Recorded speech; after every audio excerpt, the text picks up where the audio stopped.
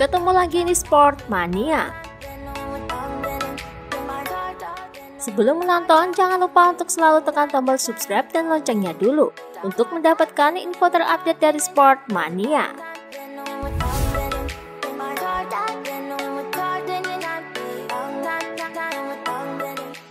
Dikutip dari Tuta Motori Web, pada balapan di Misano nanti akan memperingati 10 tahun kematian Marco Simoncelli. Dorna telah memutuskan untuk mendedikasikan sebuah kenangan khusus untuknya, di mana pada tanggal 23 Oktober adalah tanggal kematian Marco Simoncelli di sirkuit Sepang, Malaysia. Di mana selama lap kedua Simoncelli kehilangan kendali motor Hondanya di tikungan 11. Ia mengalami crash hingga meninggal. Pada sesi kualifikasi tanggal 23 Oktober besok di balapan Misano, Dorna akan mengadakan upacara dengan diadakannya menanam pohon ek di bukit dekat kurva Quercia untuk mengenang kematian Simoncelli.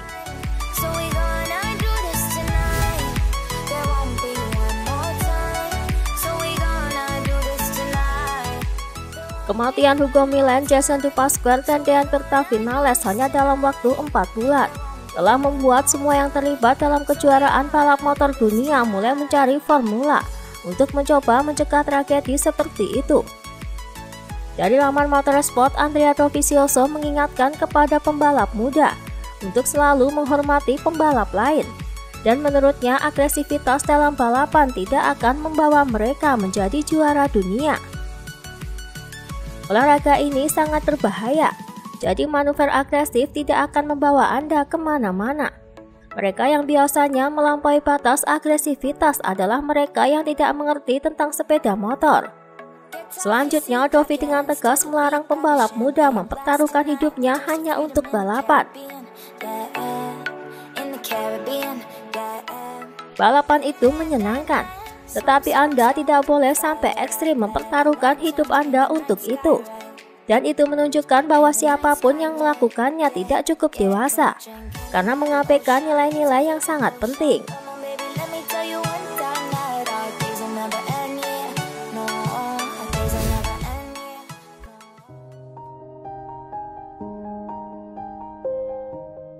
Perjalanan Quartararo sampai menuju puncak saat ini pasti tidak mudah.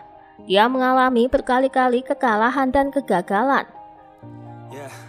Kepada Moto.it, Gubelini menceritakan bahwa Quartararo adalah orang yang ceria dan selalu bercanda di pedok. Adapun marah itu hanya sekilas dan tak membutuhkan waktu lama.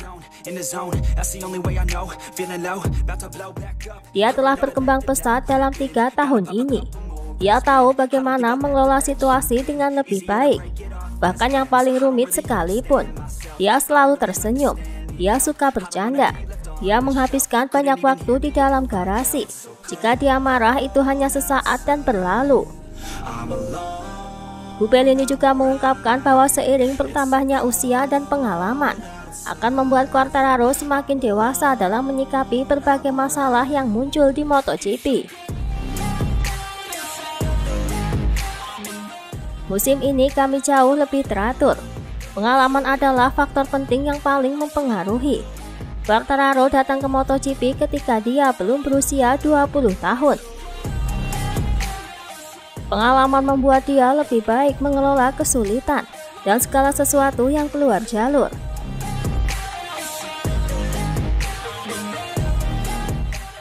Gubelini bercerita setiap pembalap pasti mempunyai harapan ketika membalap. Hal itu juga terjadi kepada Quartararo, tetapi Quartararo mampu menyikapinya dengan baik. Tekanan itu lebih banyak datang dari dalam diri sendiri daripada dari luar. Dia memiliki harapan, cita-cita yang ingin digapai. Tugas kami adalah untuk mencoba memahami apa kelebihannya dan membuat dia berhasil melakukan yang terbaik. Secara jelas bahwa Fabio memiliki banyak kecepatan dan konsisten. Di sini saya mengerti bahwa dia berhasil mendekati batas, dan disitulah dia bertahan.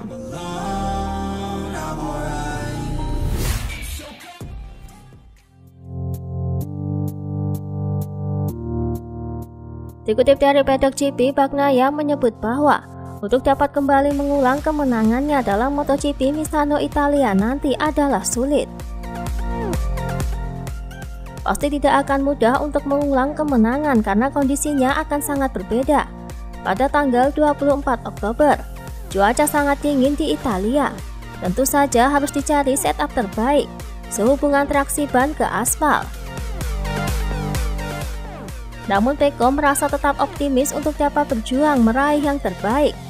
Motivasinya kuat seiring dengan performa Ducati GP21 yang stabil untuk banyak kondisi trek. Saya pikir dengan kemajuan yang kami buat tahun ini, dengan perasaan saya di depan, maka cuaca dingin tidak akan menjadi masalah.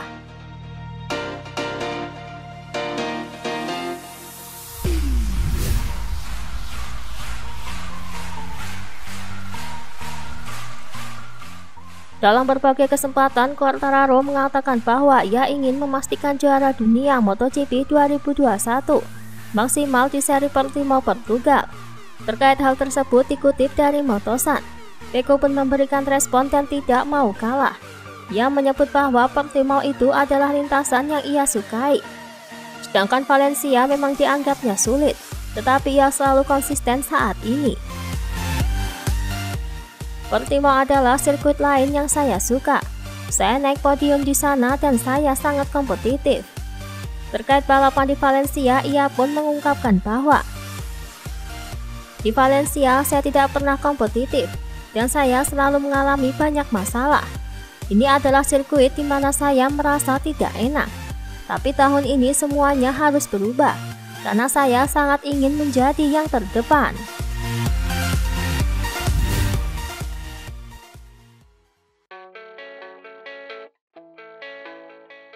Dilansir dari Corsetti Moto, pembalap Aprilia Alex Espargaro menyebut bahwa jika ia meraih podium juara dalam seri MotoGP, maka ia tidak akan mengibarkan bendera apapun.